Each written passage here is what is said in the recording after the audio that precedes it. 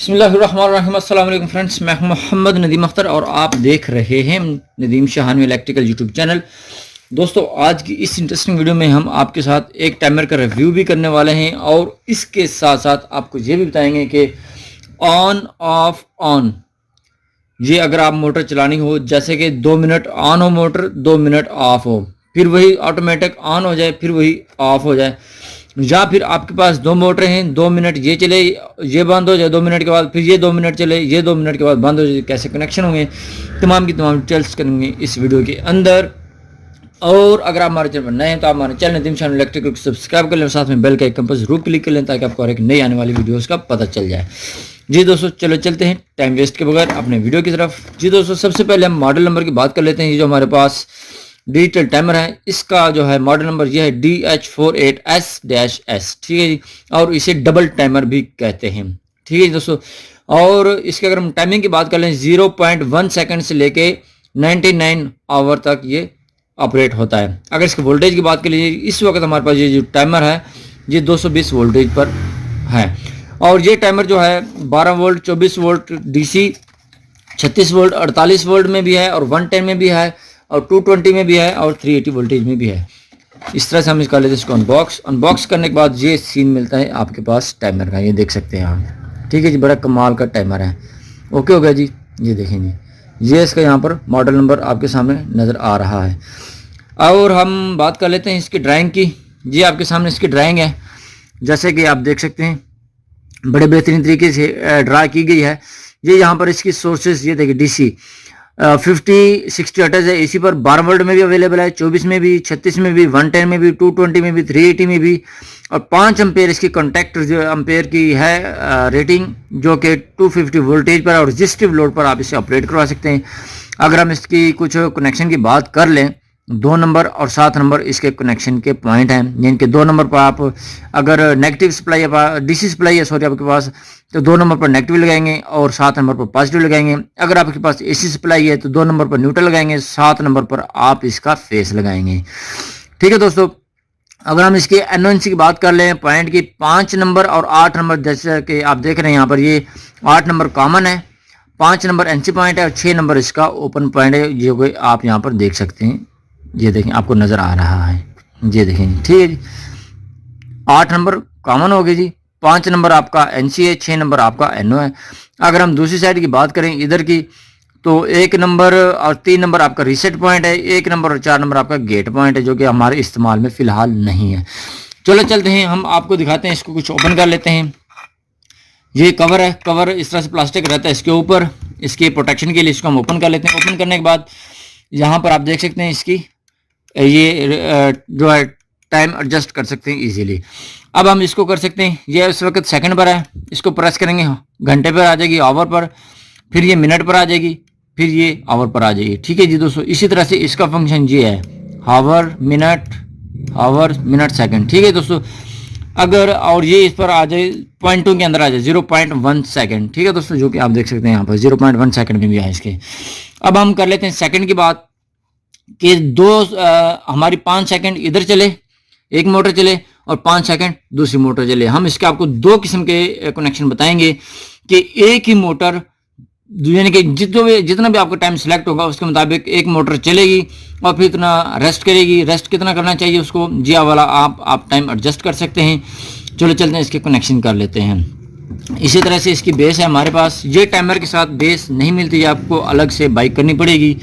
अच्छा, इसकी ड्राइंग के मुताबिक 7 नंबर हमारे पास फेज है ये वाला, और 2 नंबर हमारा न्यूट्रल है। ये मैंने जंपर लगाया हुआ है। 8 हमारे पास क्योंकि कॉमन सप्लाई है, ये देखें दोस्तों, 8 हमारे पास कॉमन सप्लाई है, यानी कि 2 से मैंने 8 को जंपर डाल दिया है। ये 7 से मैंने 8 को जंपर डाल दिया। अगर आप 7 नंबर को नेगेटिव यूज़ करेंगे और 2 नंबर को पॉजिटिव यूज़ करेंगे तो आप 2 का और 8 का लूप डाल देंगे। मैंने ये वाला पॉइंट फेस के लिए यूज़ किया है, तो हम इसको 7 का और 8 का लूप डाल देंगे। 7 का 8 का लूप डाल दिया।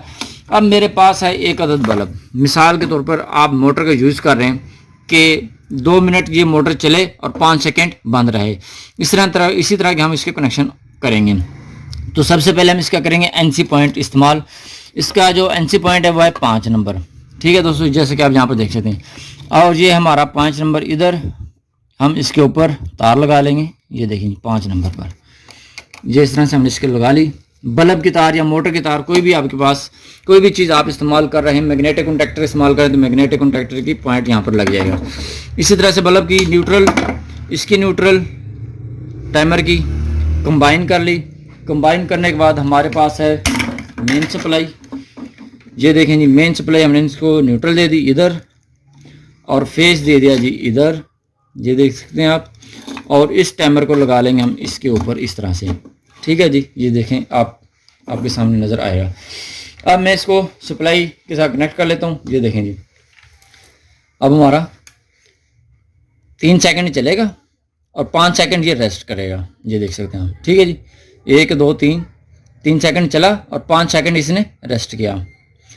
ये आपका रनिंग टाइम आएगा, ये आपका रेस्ट टाइम आएगा, ठीक है जी। इस हिसाब से अगर हम इसका टाइम थोड़ा सा बढ़ा लें, जो है इसका हम कर लेते हैं 5 सेकंड और इसका हम कर लेते हैं जी थोड़ा सा ज़्यादा कर लेते हैं, 10 सेकंड कर लेते हैं। ये देखें जी, ये इसको हम इधर से 1 कर लेते हैं और इसको 10 कर लेते हैं। इनके अब हम इसको कनेक्ट करते हैं। ये देखें 10 सेकंड तक हमारा बल्ब ग्लो करेगा, यानी कि 10 सेकंड तक आपकी ये मोटर चलेगी और फिर उसके बाद 5 सेकंड ये रेस्ट करेगी। देखें 1 2 3 4 5 सेकंड इसने रेस्ट किया और 10 सेकंड इसने चला है, ठीक है जी।